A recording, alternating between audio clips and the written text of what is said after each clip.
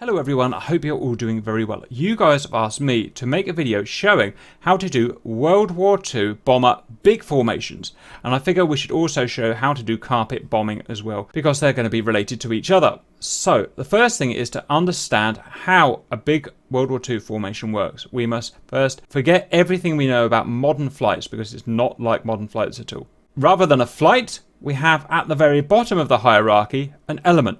An element is 3 aircraft, usually in wedge formation. 4 of those elements, so that's 12 aircrafts total, makes up a box. And that box can be either of 2 formations. A box formation, shown here on the left, or a javelin formation, shown here. 4 boxes makes up a group, and then 4 groups makes up a wing, and a wing is the top of the hierarchy. A wing at maximum, if fully populated, therefore, is 3 times 4 times 4 times 4, can be 192 bombers. Now, there's no point in me showing you a wing or even probably a group here, because it's just going to crash the computer, bearing in mind each plane carries 12 bombs. So let's just stick to a box. Let's create a box, let's assign it a formation, and make it go and do stuff. So, we have Dunkirk here, and it's surrounded by World War II killer robot cows. No one wants killer robot cows on the loose, so let's go and bomb them. Let's just put a decent distance away, say there. Let's create a group of aircraft. Now, this is very specific how you have to do this. You will have to follow pretty much exactly what I do here. So, create aircraft group, and let's start there. I'm going to make him USA. I'm going to make him a B-17. Everything else for now can stay the same. Put him at a decent altitude, a bit more realistic for, say, 16,000 feet. Next, I'm going to add his navigation waypoint. So, click Add there. Waypoint 1 there, waypoint 2, I'm just making this up as I go, there, waypoint 3 there. So let's set this guy up a bit more. He's going to have some bombs. Add bombs in the usual fashion. Next, we need to populate this element. So instead of 1 aircraft, there's going to be 3. 1, 2 extra is 3. We can currently leave his name as Aerial 1. We will need to change it in a bit though. Next, back to the route. We're now going to start applying the waypoint actions. They must be applied to the correct waypoint. So we're going to go all the way back to 0 waypoint, which is the beginning, the spawning of the aircraft. We're going to go to Add, and we're going to go to Perform Task, and Big Formation. From here, you can see how the structure works again. So we're going to say, which element or DCS group should we align this element to? Because this is the first one. This is going to be the master. This one's going to be the absolute lead of everything. We're going to put group nothing. We're the master. We're not a slave to anything else. Okay. Position, distance, and interval. We'll come back to these in a minute. Formation type. Do we want our box that we are created to be combat box or javelin, as we saw, and whatever, combat box will be fine. In the wing, where do we want to be positioned? Left leader group, right group, left group, or back group? Let's be leader group. In the group, where does the box want to be? Does the box want to be leader box, right box, left box, or back box? Let's be leader box. And in the box, the bottom of the hierarchy, if you like, where does the element want to be? And we're going to be leader again. So we are leader element of leader box of leader group of the wing. So technically we have actually created a wing here. Note that these guys get reset to 0 as we are the leader. These numbers will be offset from the leading element of the box. Next, very important not to forget to add an additional formation. So add here, and we're going to go to set option, and we're going to go to formation, and we're going to go to bomber element. This is here where you tell DCS that this is not actually a flight per se or a group. This is actually a bomber element, and so the logic will work properly. And you can choose 60 meter spread or 30 meter spread, and we're going to go for 30. Okay. Next, we're going to make another 3 elements from this. So we're going to click here. Left control C, left control V over there, left control V over there. You can put these just roughly in position because it will position them for you. Left control V over there. We've now created 3 extra clone elements. We now need to tell them that they are elements. Before we do that, we're going to go back to our original group here. Bearing in mind this guy is the absolute leader. Let's call him leader, just so we can reference him more easily. Now we're going to slave this element here to be the left element of the box, slave to this leader here. So we've already got these commands come through because we copied and pasted. We just need to change them. So big formation.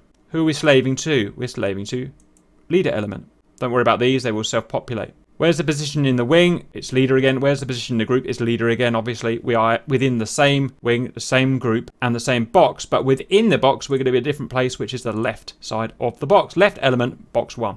To which waypoint do we want to follow or be attached, be a slave? And in this case, I want to be slave till the very last waypoint, which is 3. We could do waypoint 2 or waypoint 1 or whatever. But all the way in this case, last waypoint. Note when I said it was the left element of the group, it's automatically put its own offset from the element that it's slave to. That is a distance of 262 feet, an elevation of 82, and an interval of 394. Now you can change that, override that if you want, but almost always you're going to leave that as it is as standard. So let's repeat process. Now it's very important not to go and click another group from this window because you'll wreck it. Don't ask me why, it just does. So click out of there, then click the next group. Repeat process. I want to be slave to leader.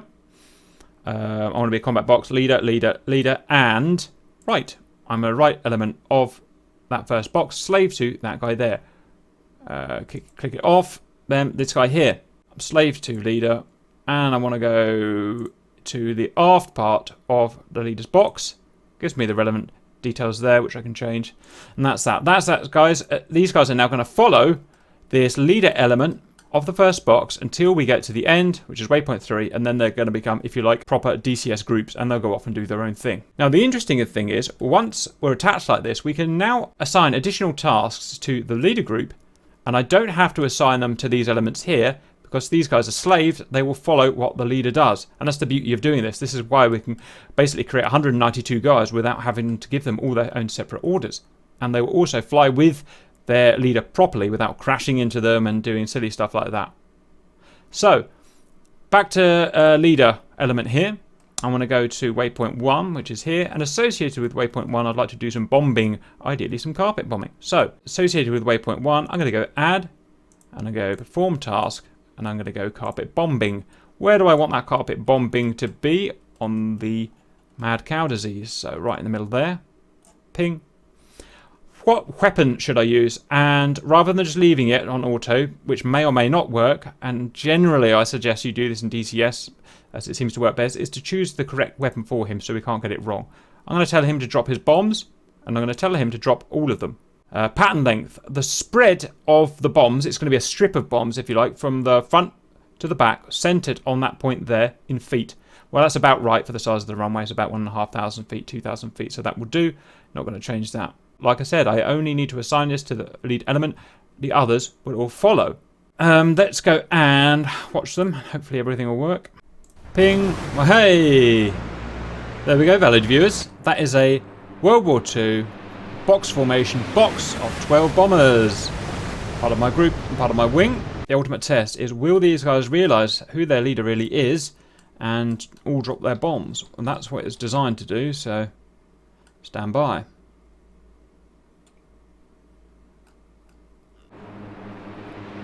Bomb bay doors open, looking good so far.